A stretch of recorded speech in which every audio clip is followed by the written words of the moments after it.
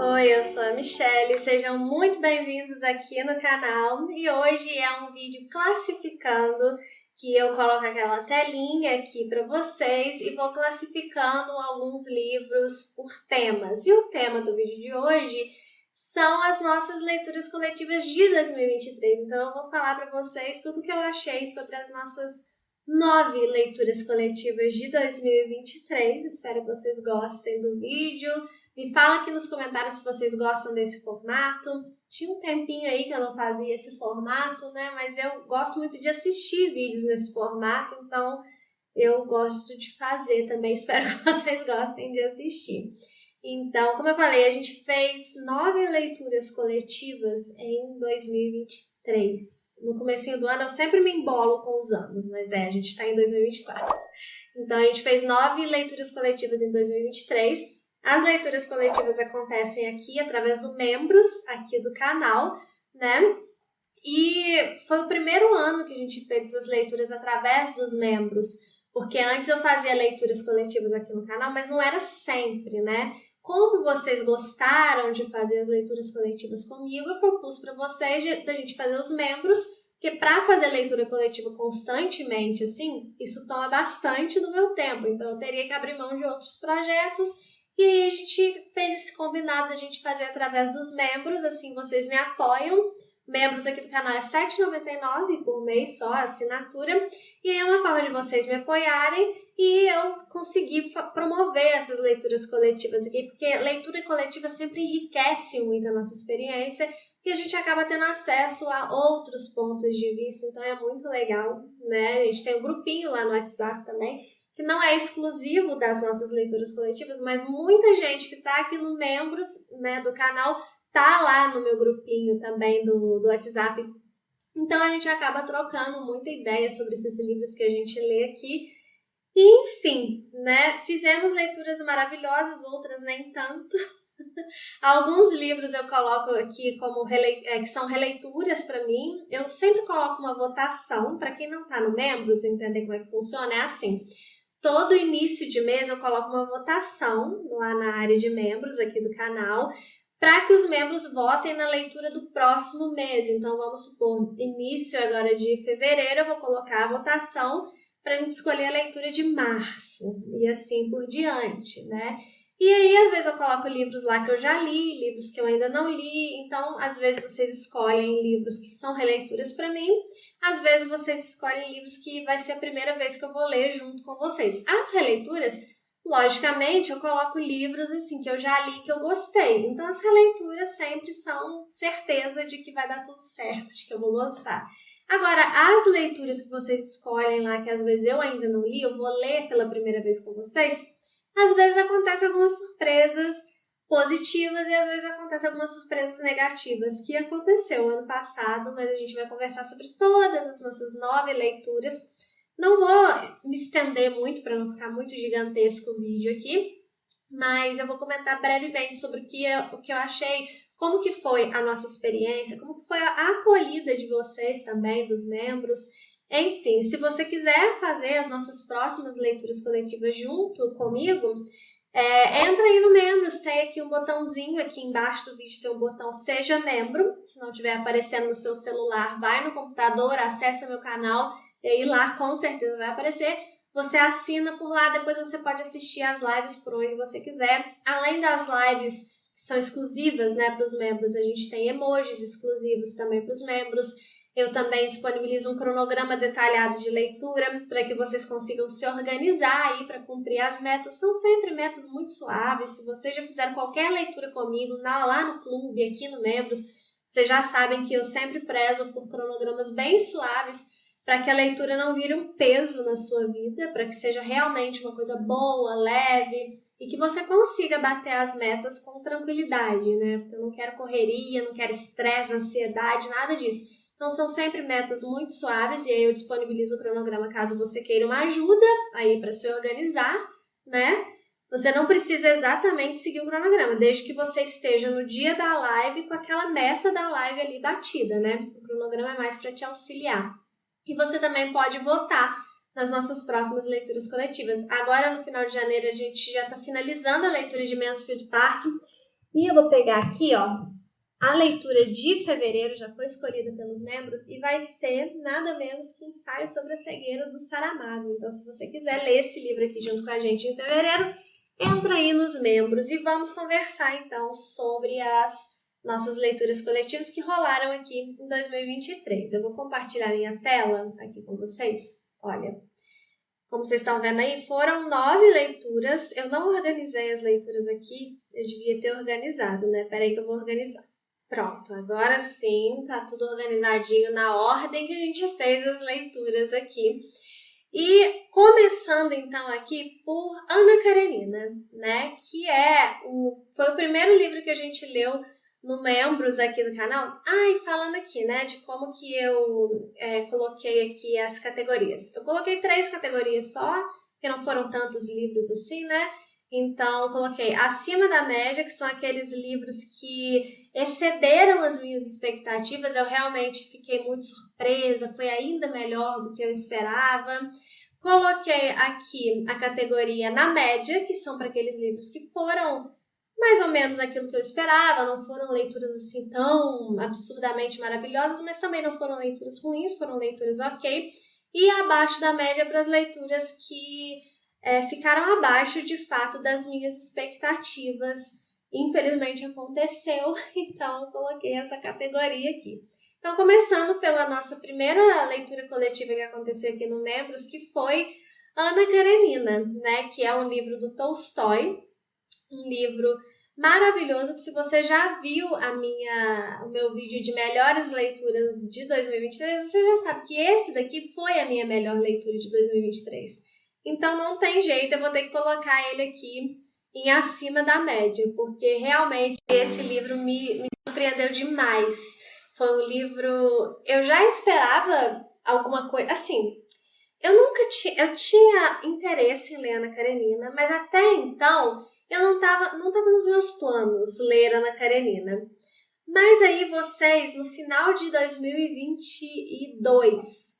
vocês ficaram falando tanto na minha cabeça, vamos ler Ana Karenina juntos, vamos ler Ana Karenina. Eu falei, beleza, então já que eu vou estrear o Membros aqui do canal, eu vou estrear em grande estilo, com uma leitura que eles querem tanto fazer, né, que é Ana Karenina, vou ler Ana Karenina. Eu queria ler Ana Karenina algum dia da minha vida, mas não ia ler Ana Karenina por hora. Só que aí eu li para agradar vocês, para ser bem sincera, e foi assim, meu Deus, que leitura maravilhosa, tanto que foi a minha melhor leitura do ano, de fato, e eu só tenho a agradecer a vocês por terem insistido comigo pra gente fazer essa leitura, porque realmente, para quem não sabe, né, Ana Karenina é a história, não é só a história da Ana Karenina, é a história da Ana e do Lievin. Então são 2 protagonistas e a gente vai acompanhando a história deles correndo em paralelo, e a gente vai realmente comparando a vida dos 2 de acordo com as escolhas que os 2 fazem. Os 2 são colocados em situações similares, só que eles fazem escolhas muito diferentes. Portanto, os resultados para a vida deles também são muito diferentes. E aí a gente vai traçando essa ideia para a nossa própria vida, né? De acordo com as escolhas que a gente faz na vida, os resultados que a gente pode ter podem ser tanto catastróficos quanto resultados muito positivos. Então, a gente tem que estar sempre atento com as nossas escolhas. Esse livro mostra muito isso pra gente. Além de ser delicioso, além de ser uma narrativa fluida. A narrativa do Tolstói é sempre muito fluida, né? Até quando eu não gosto muito, igual Ressurreição, que é um livro dele, que a gente fez uma leitura coletiva, só que foi aberta, né? Tá, até a playlist tá salva aqui publicamente. Esse livro eu não gostei tanto, mas até aí a leitura é fluida, né? Porque Tolstói é um autor que tinha uma escrita muito fluida. Mas Ana Karenina, além de ser fluida, é maravilhoso, é interessante, você quer saber o que vai acontecer. As partes de reflexões que o Tolstói coloca na obra são muito interessantes. Realmente nos fazem refletir, vão num lugar muito profundo dentro de nós, e eu acho isso incrível, essa capacidade que o Tolstói tem de, sabe, tocar lá no fundinho do nosso coração.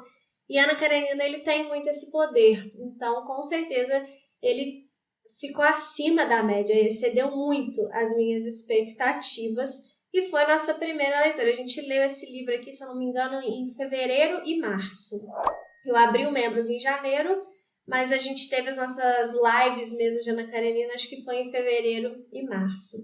Aí, a nossa segunda leitura coletiva do ano foi logo Coração das Trevas, né? Que é um livro, assim, que ele tem um peso, né? Até quando eu anunciei que a leitura seria Coração das Trevas, teve gente que achou que era um livro de terror, e aí não gosta de ler terror e tal, mas Coração das Trevas não é um livro de terror.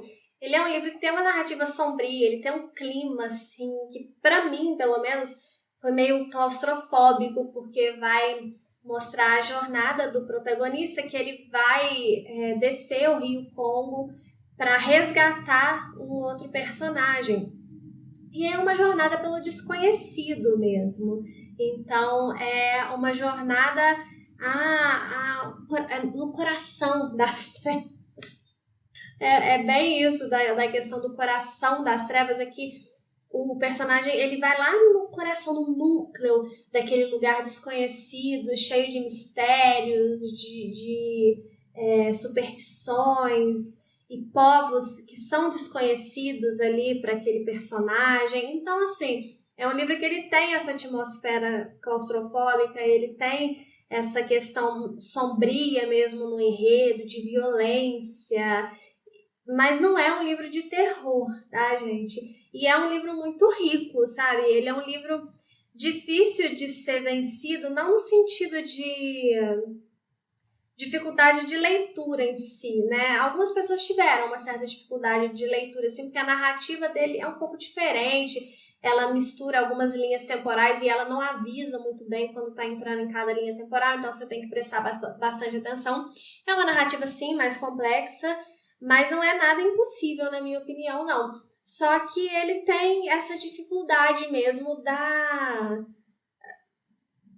sensação mesmo. Eu acho que o problema desse livro, não é um problema, né? A dificuldade mesmo desse livro é a sensação que ele proporciona. Mas eu esperava isso, né? Então, assim, ele não me surpreendeu, não foi uma leitura super prazerosa, mas foi uma leitura que, no final das contas, eu fiquei orgulhosa de ter feito, sabe? Eu gostei de falar, assim, eu já li Coração das Trevas, eu gosto de hoje conhecer essa história.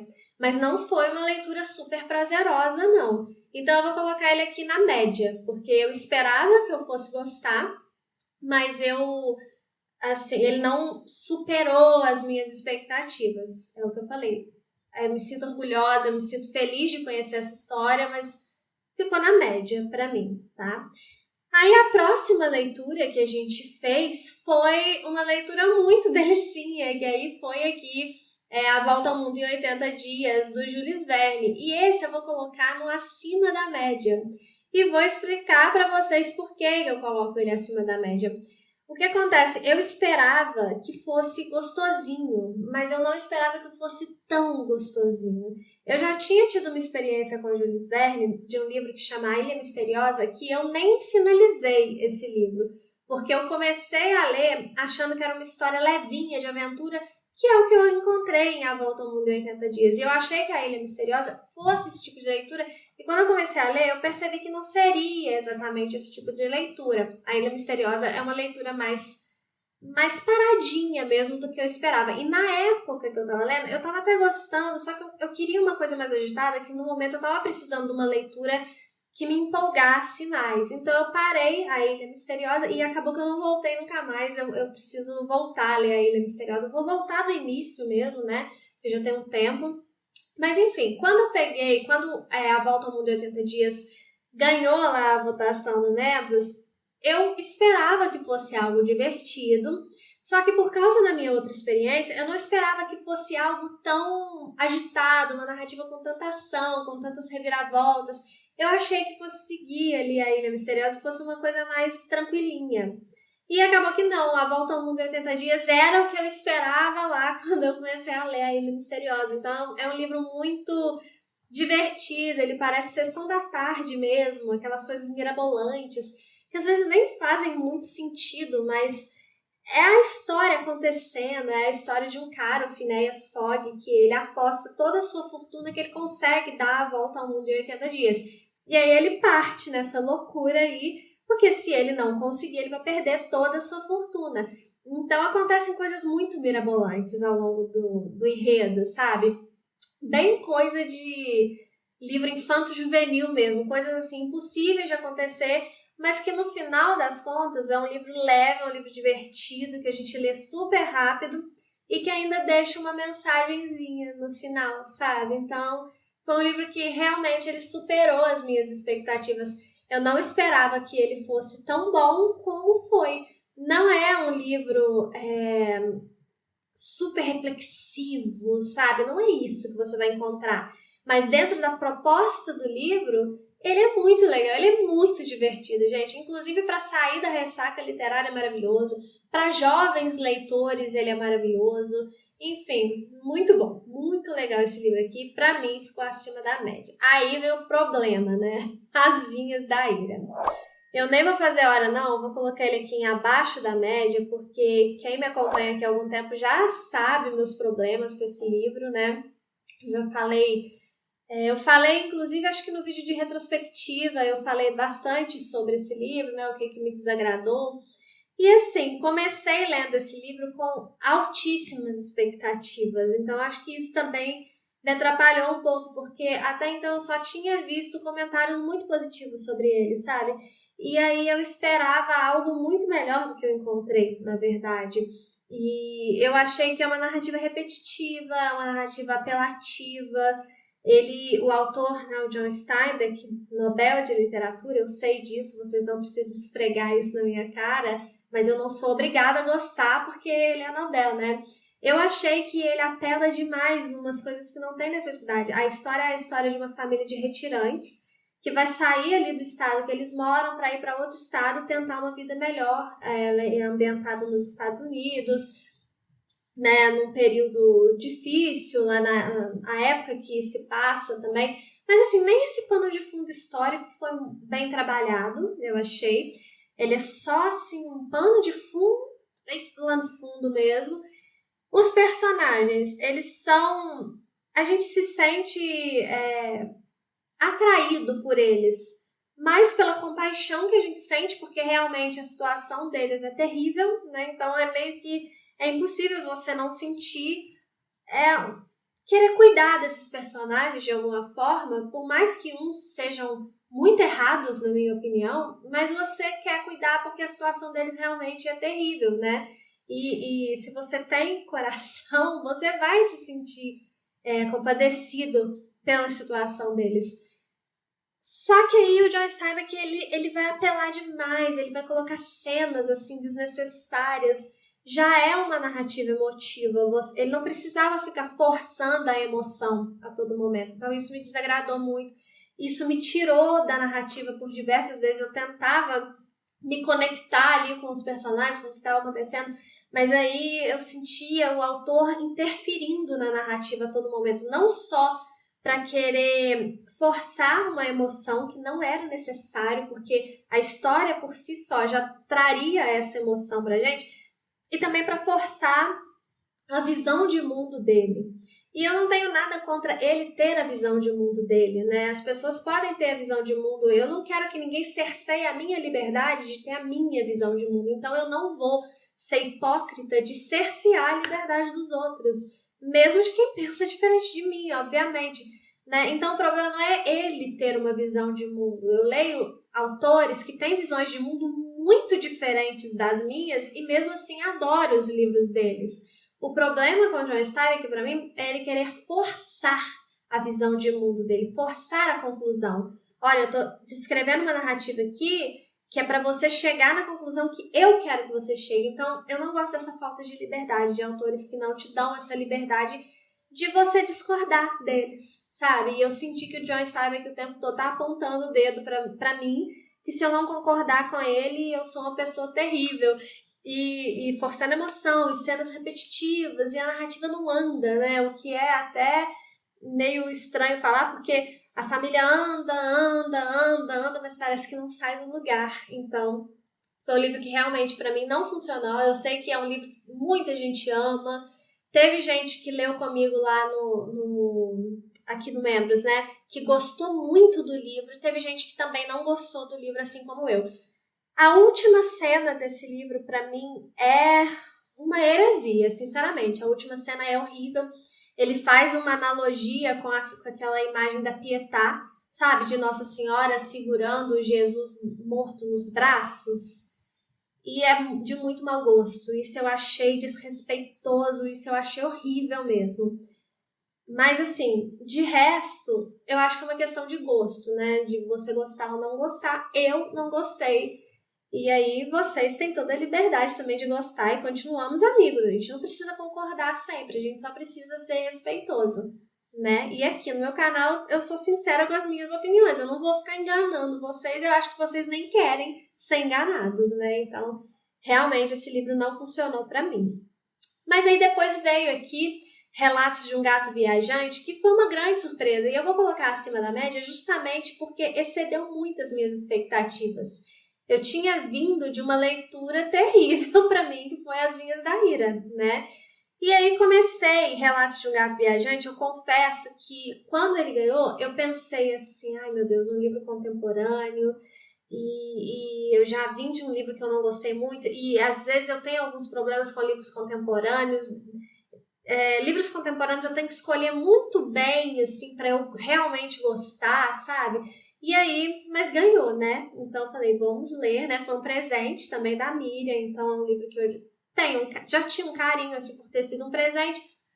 É um livro de gatinho, livros de animais normalmente são fofos, então eu comecei a ler esperando que fosse só um livro fofo e que eu tinha medo de não gostar, mas eu tinha esperança de pelo menos ficar ali, sabe? Não, eu achava que pelo menos tão ruim quanto Vinhas da Ira não seria, né? E aí foi uma grande surpresa, porque é um livro fofo, é um livro que eu achei muito bem escrito, gostei muito dessa autora, que é a Hiru Arikawa, não sei se é assim que fala o nome dela, né? É uma mulher. E é um livro que, além de ser fofo, bem escrito, fluido, gostosinho, interessante, ele ainda é um livro muito... Ele é profundo naquilo que ele se propõe a ser profundo, sabe? A discussão ali da finitude da vida mesmo, sabe? E aí ele trata disso de uma forma muito delicada, muito bonita, e ele une muito esse lado do fofo com o lado do melancólico. E para mim foi uma surpresa incrível. Eu amei esse livro, eu amei ter lido esse livro, amei conhecer esse livro. Eu quero conhecer outras coisas da autora, só que eu até quando eu tinha visto, ela não tinha nada, outras coisas publicadas no Brasil. Não sei se já tem, depois eu vou até dar uma olhada nisso.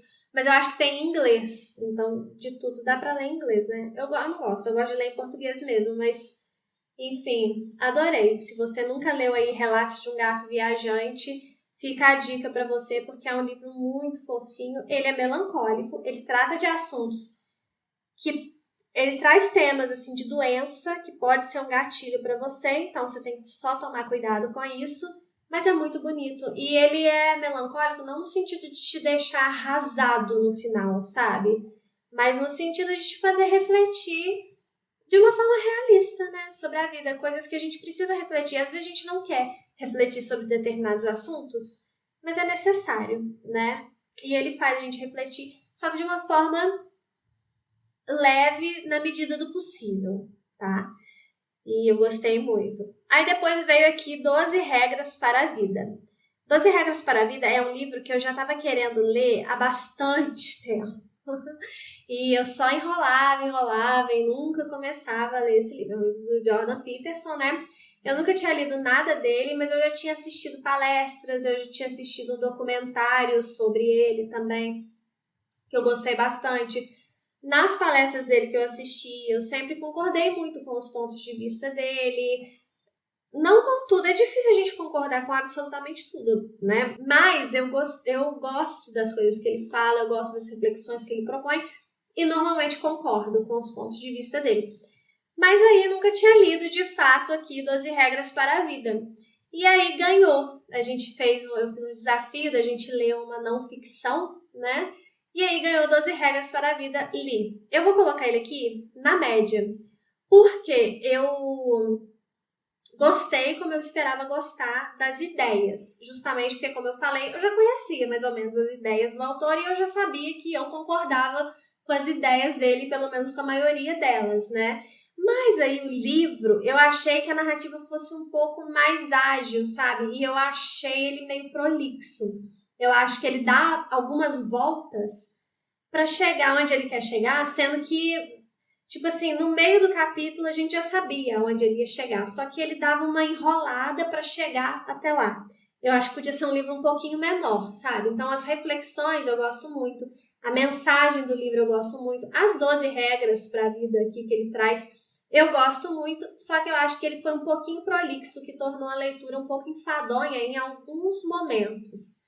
Apesar de ter gostado da mensagem e tal, eu acho que se ele fosse um livro menor, ele seria melhor, assim, a experiência de leitura seria melhor. Aí a gente vem aqui para Salem, do Stephen King. Este livro aqui, eu vou colocar aqui acima da média, porque foi um livro que eu tenho uma relação com o Stephen King, assim, ou eu amo ou eu odeio os livros dele. E o último livro do Stephen King que eu tinha tentado ler tinha sido O Instituto. E eu não consegui terminar o livro, porque eu estava achando bem chato. E aí eu já começo assim, ai meu Deus, vamos com calma, não cria grandes expectativas, né? Eu sabia que era uma história de vampiros do Stephen King, então falei, vamos com calma aí. E aí comecei a ler o livro com uma certa desconfiança, mas estava empolgada para ler, mas com uma certa desconfiança. E acabou sendo das leituras que eu gosto muito, né? Esse eu amei, graças a Deus eu não entrou no rol dos que eu odiei, né? Porque se eu tivesse odiado, eu ia ter que seguir até o fim, porque afinal de contas era uma leitura do Membros, né? E as leituras do Membros eu não posso desistir delas, eu tenho que honrar o compromisso aqui com vocês. Mas eu adorei. É um livro, eu li em 3 dias, eu acho. Eu li muito rápido esse livro. E ele não é um livro muito fininho, né? Ele é um livro grossinho, mas ele é tão fluido e ele é tão interessante e você quer saber o que vai acontecer? É aquele tipo de entretenimento que você não perde o seu tempo, sabe? Porque tem umas leituras que são puro entretenimento, que são mal escritas e que eu acho que é perda de tempo pra mim. Você faz o que você quiser, tá? Eu não tô ditando regra pra sua vida, eu tô falando pra mim. Então tem livro que eu acho que é perda de tempo, e aí eu acho que não vale ler só pra me divertir se é um livro mal escrito, se é um livro que não traz reflexões minimamente, assim, que eu posso trazer alguma coisa boa pra minha vida, nem que seja mínimo, o mínimo, sabe? Então, eu não gosto desse tipo de livro muito raso. Mas às vezes a gente precisa de umas leituras mais leves, né? Um pouco mais superficiais, sim, porque não dá para você ficar lá na profundeza da literatura sempre, porque até cansa a mente, né? Então às vezes você precisa de uns respiros. E como respiro, eu achei Salem ótimo, porque ele tem esse lado do entretenimento, ele é leve nesse sentido, né? Porque é um livro de terror, de vampiros, tem violência e tudo mais. Mas nesse sentido de leitura, ele é uma leitura leve, fácil de entender, super fluido, cheio de ação. Então é aquele livro que não para e você quer saber o que vai acontecer, te mantém preso ali na narrativa. Mas minimamente o King consegue trazer alguns pontos assim, que ele não vai se aprofundar nessas reflexões, mas ele vai propor. E aí cabe ao leitor querer se aprofundar nessas reflexões ou não. Tipo das suas relações familiares, de responsabilidade afetiva, enfim, algumas pitadas assim que ele coloca. Como eu falei, não vai se aprofundar, mas aí se você quiser se aprofundar, faz você muito bem. E aí eu gostei bastante, além de ser divertidíssimo, né? Aí depois, o livro que a gente leu foi Pinóquio. Esse daqui eu li em 2 versões. Eu li nessa versão aqui, que é a versão da Dark Side, e li também na versão da Wish, né? Eu alternei a leitura. Coloquei a da Dark Side aqui porque eu acho que essa capa aqui é mais bonita. Mas enfim, eu vou colocar Pinóquio na média. Porque, na verdade, eu não tinha nem muita expectativa sobre Pinóquio, para ser bem sincera, né? Eu já assisti, logicamente, né, ao filme da Disney várias vezes. Eu sou Disney maníaca, eu amo os filmes, principalmente os filmes clássicos da Disney, né? E também já assisti outras adaptações. Na verdade, eu assisti a adaptação do Guilherme Del Toro, que eu gostei muito da adaptação dele. E já tinha lido, né, versões. Essas histórias muito clássicas, muito conhecidas, sempre inspiram outras histórias e tal. Mas eu nunca tinha lido Pinóquio mesmo, do Carlo Collodi, a história original. E eu achei muito legal. Só que assim, não explodiu minha cabeça, não me emocionou além da conta. É um livro que traz muitas mensagens, principalmente se você for ler esse livro com uma criança. Aí é um livro que dá para você discutir muitas coisas importantes com as crianças, então eu acho até interessante. É um livro que eu vou guardar para quando eu tiver meus filhos ler junto com eles, porque aí eu acho que a gente pode ensinar muita coisa da vida através desse livro. Ele é um livro que ele é impactante em alguns momentos, porque ele não fica amaciando a história, não. Pelo contrário, é um livro bem direto ao ponto. Então tem cenas assim, bem fortes, mas nada que vá traumatizar a criança, na minha opinião, né? Eu acho que a criança ela tem que ter contato também, em certa medida, com a crueza da vida. É lógico que não com coisas que vão traumatizar, mas como eu falei, eu não acho que esse livro vai traumatizar a criança, vai só mostrar que às vezes as coisas podem dar muito errado. Então ensina muito sobre questão de obediência, de não falar com estranho, aqueles ensinamentos básicos assim para criança. Eu achei útil para os pais esse livro. Se você é pai, mãe, tio, tia, vovô, tutor de uma criança aí, esse livro vai ser muito útil na educação da criança, tá? Eu pelo menos achei. E traz mensagens também para os adultos, que são mensagens que vão um pouco além daquelas que as crianças vão conseguir imaginar. Apesar de ser uma narrativa de fato bem infantil, bem nonsense, me lembrou até um pouco o estilo de Alice no País das Maravilhas. A história, lógico, é bem diferente, mas o estilo, assim, tipo, tem uma hora que entram uns coelhinhos carregando um caixão, porque o Pinóquio, se ele não tomar um remédio lá que ele não quer tomar, ele vai morrer. E aí os coelhinhos entram com o caixão. E aquilo é chocante, mas é muito Alice no País das Maravilhas, sabe? Esse tipo de coisa. Então, é interessante, é um livro interessante, mas que, assim, como eu não tinha tantas expectativas, é um livro que eu acho que acabou ficando na média mesmo pra mim, do que eu esperava que fosse legal, né?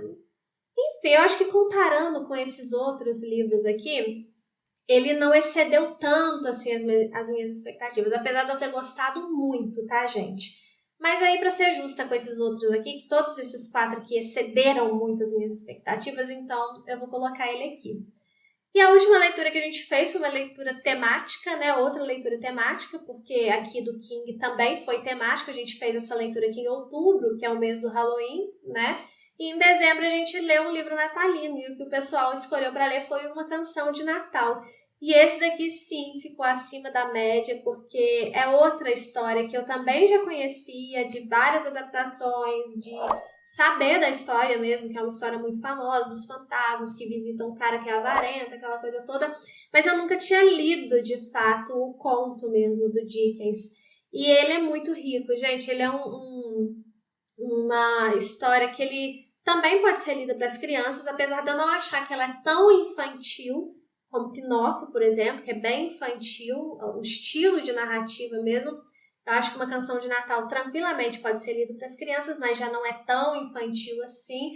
E é gostoso de ler, a típica narrativa do Dickens, né? O Dickens, ele tem narrativas muito gostosas, mas ele também, ele é bem profundo, gente. Uma canção de Natal, um conto de Natal, um hino de Natal, tem com vários títulos, é um cântico de Natal. Mas ele é uma história que ela parece ser muito simples, parece não ter muitas intenções, assim, mas no final das contas é uma história muito profunda, porque cada fantasma, cada espírito que visita o Scrooge, que para quem não sabe, o Scrooge é um senhor muito avarento, né, que ele teve uma vida que ele não fez tantas coisas boas. Então, ele, numa noite de Natal, ele vai ser visitado por 3 fantasmas ou 3 espíritos, vai depender aí da tradução, que são o espírito do passado, o espírito do presente e o espírito do futuro, que vão mostrar para ele o passado, ou seja, como a personalidade dele, o caráter dele foi construído. Depois vão mostrar para ele o presente, vão mostrar para ele o presente além dele, as outras pessoas que ele não enxerga, sabe? E também vai mostrar o futuro. O que vai acontecer com ele de acordo com as ações que ele tomou no passado e que ele está tomando no presente. Aquela coisa, as nossas escolhas ditam as consequências, né, daquilo que a gente vai colher depois. Então, a gente aprende muito com isso. E se você ler esse conto aceitando ser visitado também por esses espíritos, vai ser incrível, incrível, porque eu li dessa forma. A cada fantasma que visitava o Scrooge, eu sentia que ele estava me visitando. Então, quando o fantasma estava lá mostrando o passado do Scrooge, eu estava pensando no meu passado, as coisas que eu já fiz, né? O que é que me tornou a pessoa que eu sou hoje. E aí depois, no presente, tentar enxergar além de mim, além do meu umbigo, né? O que eu faço, quais são as minhas atitudes, porque às vezes a gente acha que a gente é muito certo, é muito justo, mas vale a pena você revisitar as suas atitudes, né? A forma como você trata as pessoas, enfim. Eu revisitei meu passado, eu pensei no meu presente e também quando ele é visitado pelo fantasma do futuro, eu pensei, né, aquele exercício de adivinhação, né, gente? Mas eu acho que é isso que o livro propõe. O que seria do meu futuro, de acordo com as atitudes que eu tomo até aqui? O que eu posso fazer para melhorar, para ter um futuro melhor, para colher frutos melhores, para ser uma pessoa melhor, independente, né, do que eu vou colher? Porque a gente sempre colhe. Eu até falei isso lá na live da leitura coletiva. A gente sempre vai colher. A hora da colheita chega para todo mundo. Não sei qual é a sua crença, eu sou cristã. Então eu acredito que se a gente não colhe aqui, nesse plano, a gente vai colher num outro lugar. Mas a gente vai colher, entendeu? Não tem como fugir daquilo que você mesmo escreveu para sua vida. Ou para depois da sua vida, vai depender, né, do que você acredita. Então, a gente deve prestar muita atenção, de fato, nessa atitude. E esse livro chama muito a nossa atenção para isso, né? Para a gente prestar atenção nas nossas atitudes. E aí é isso, a gente encerrou o ano, então, com chave de ouro aqui, com uma canção de Natal. E agora, olhando aqui, eu nunca faço essa análise aqui antes dos vídeos aqui. Eu sempre que eu vou gravar um classificando, eu coloco aqui e não fico pensando como que eu vou classificar, não. Eu deixo para classificar aqui na hora mesmo, junto com vocês, justamente para ser uma coisa, assim, me fugiu a palavra, mas para ser, assim, espontâneo, eu lembrei, para ser espontâneo, né? E eu fiquei muito feliz agora de ver que, olha só, a maior parte aqui dos livros que a gente leu nas leituras coletivas ficaram acima da média para mim, excederam as minhas expectativas. Então, Ana Karenina foi a minha melhor leitura de 2023, foi muito bom. A Volta ao Mundo em 80 Dias, maravilhoso. Relatos de um Gato Viajante também, muito legal. Gente, esse livro aqui, leiam ele é muito bonitinho. Triste em certo ponto, mas muito bonitinho. Salem, divertidíssimo, que livro divertido. Não acho que ele dá medo, assim. Ele é mais uma... Eu, pelo menos, acho que o mais impactante dele é a violência dos humanos do que a coisa sobrenatural mesmo, né? Então eu acho que não é um livro que vai dar medo, assim, não, tá?